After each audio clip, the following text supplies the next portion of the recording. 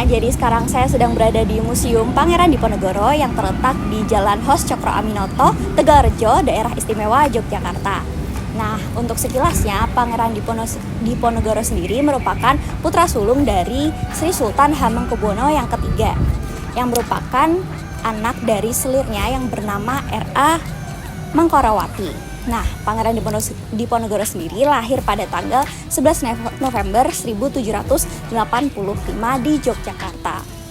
Nah, semasa kecilnya Pangeran Diponegoro bernama Bendoro Raden Mas Ontowiryo dan beliau juga memiliki julukan dan bergelar Sultan Abdul Hamid Heru Cokro Amirul Mukminin Saidin Panatagama Khalifatullah Tanah Jawi.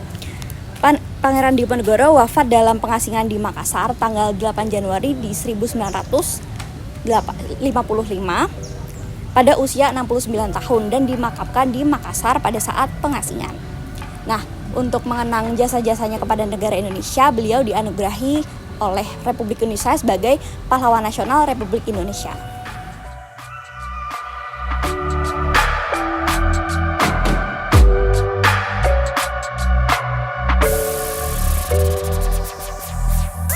Sebenarnya Pangeran Diponegoro itu adalah pangeran dari Sultan Hamengkubuwono III dan dia menolak tawaran dari Sultan untuk menjadi Sultan penerusnya karena dia merasa dia lebih suka dalam perjuangan dan juga dia sudah memberontak kepada keraton sejak masa remajanya.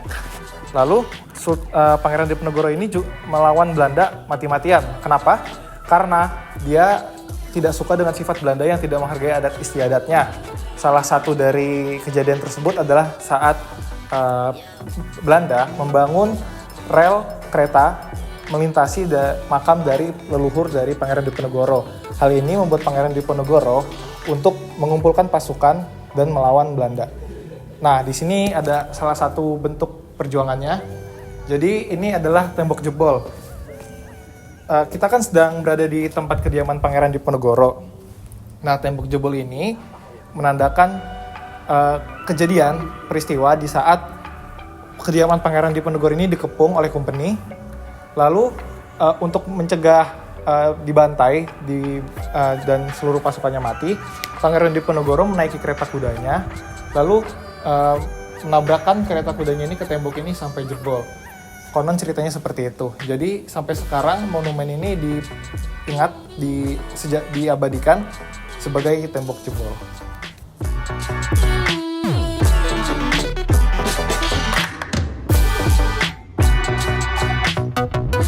Oke, jadi bagaimana sih awalnya terbangunnya dari Museum Pangeran Diponegoro ini?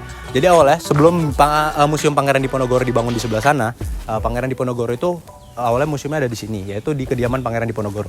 Jadi kediaman Pangeran Diponegoro itu sebelumnya, yaitu kediaman masa kecil beliau, dari umur 7 tahun sampai 40 tahun, itu berada di sini. Kemudian pada tahun 1825, Belanda membakarnya, yaitu pada saat pengepungan Komuni Belanda. Dan setelah dibakar, kemudian kediaman beliau ini dimonumenkan dan sekarang berada di daerah sini, di mana ada pohon beringin yang menandai tepat tengah dari kediaman beliau ini. Nah, setelah itu, museum ini kemudian dibangun sebagai bentuk peringatan dari pengepungan Kompani Belanda pada tahun 1825 itu.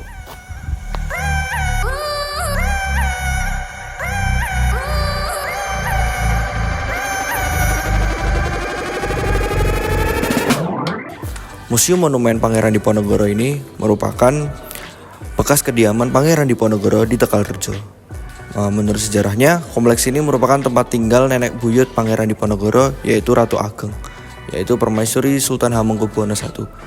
Di museum ini juga menceritakan bagaimana sejarah Pangeran Diponegoro untuk pada saat masa berperang dan untuk memerdekakan Indonesia. Mari di sini saya juga akan menjelaskan apa saja yang berada di museum ini dan koleksi apa saja yang ada di museum ini. Museum ini memiliki 413 buah koleksi yang terdiri dari berbagai jenis benda yang digunakan pada masa lampau. Koleksinya ini ada banyak, berupa busur, anak panah, senjata, laras panjang, pedang, keris, dan beberapa perhiasan mata uang, peralatan rumah tangga, struktur bangunan, dan lain-lain. Mari yang pertama, Di sini ada peralatan rumah tangga sebagai koleksi pelengkap sejarah, yang dimana di sini terlihat ada teko, ada cangkir, ada cepuri, ada siwur, ada bokor, ada wijian, ada kendi, dakon.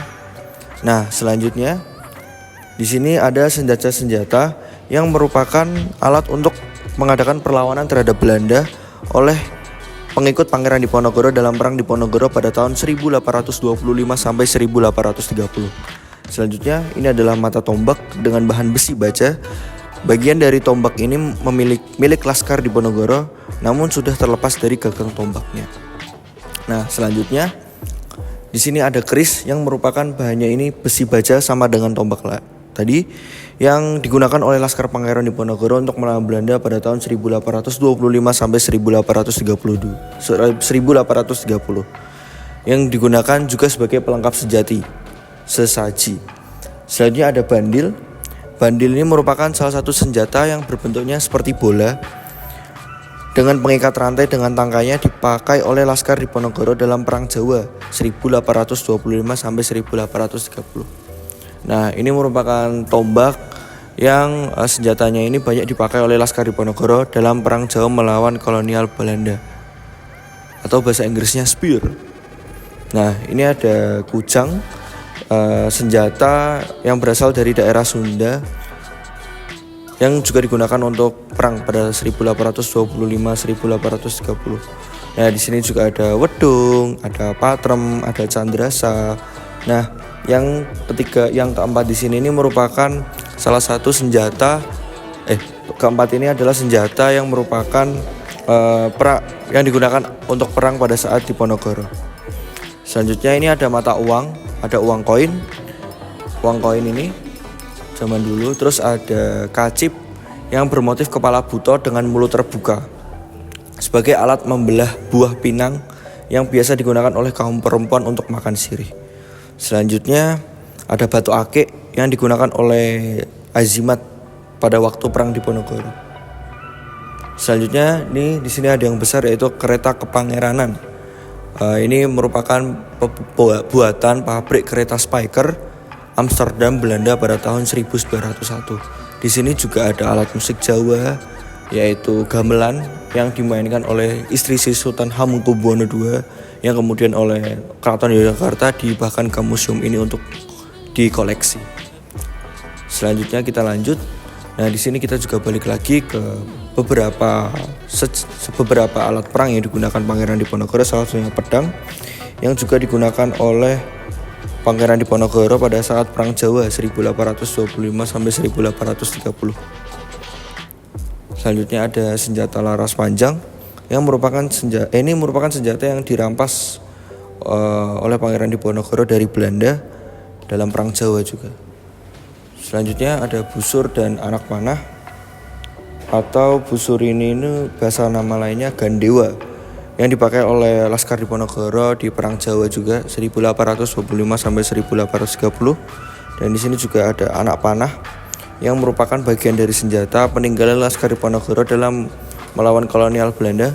Mata panahnya ini memiliki jenis yang berbeda, ada yang polos lancip, ada yang dwisula lancip. Sekian penjelasan dari apa saja koleksi yang ada di Museum Monumen Pangeran Diponegoro.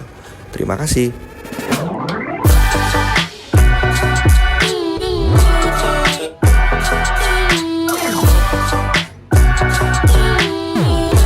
Oke, dari kunjungan kita di Museum Diponegoro ini, kita dapat mengambil kesimpulan bahwa dari kunjungan ini kita dapat mengamalkan sila-sila Pancasila, yaitu sila-sila kedua dan ketiga.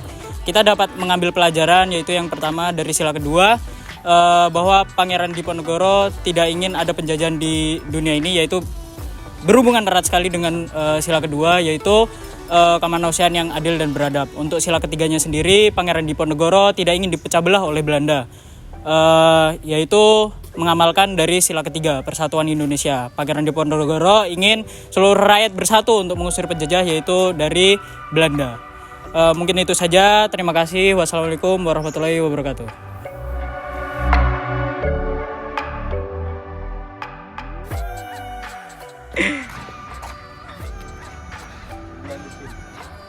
Kediaman ini setelah dibakar Ini siapa? Enggak, kebanyakan.